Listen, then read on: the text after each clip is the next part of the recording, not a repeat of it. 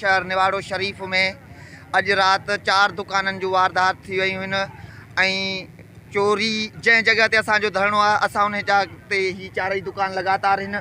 चाइनी जो शितूं न आहिनि, कयो को साइकिल मोटरनि जो आहे, को कपिड़े जो आहे, को मोबाइल सेलनि जो आहे, सॼिनि जी लुट कई अथनि। असां सुबुह लाॻो इंतज़ारु कयूं बीठा आहियूं थिया SHO सूबेदारो DSP सूबेदारो, हींअर ताईं को बि ऑफिसर सां लड़ी न आयो आहे। असां इन करे अॼु सॼो ॾींहुं 8 कलाक पूरो इंतज़ारु कयो आहे। उन खां पोइ असां ही रोड बंदि करे ऐं असां दाइरो वसी बि कंदासीं अॻिते। अॼु असां शाम तो ही न खोलींदासीं जेसि ताईं को हद जो ऑफिसर न ईंदो, हिननि ग़रीबनि सां इंसाफ़ न थींदो।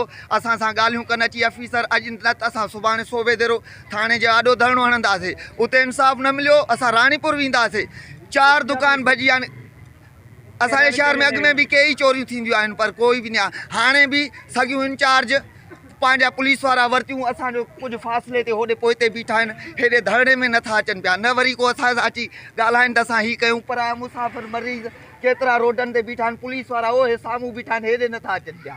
महिरबानी करे SHO सूबेदारे खे, DIG साहब सखर, SP साहब खैरपुर खे अपील था कयूं, उहे अची ॾिसनि त सुबुह लाॻो हिकु पुलिस वारो न आहे ऐं साम्हूं बीठा आहिनि, हेॾे नथा अचनि पिया पुलिस वारा। उहे ॾिसो ॾिसनि था, हेॾे नथा अचनि पिया। असां हे धरणो हयूं बीठा आहियूं, हेॾो बि मासूम ॿार कारुनि में पराया मरीज़ बीठा आहिनि था, पुलिस वारा हेॾे नथा अचनि असां सां ॻाल्हाइनि अची। महिरबानी करे SP साहब खे अपील था कयूं, हू सूबेदारो SHO खे हेॾे मोकिले असां सां ॻाल्हियूं कनि।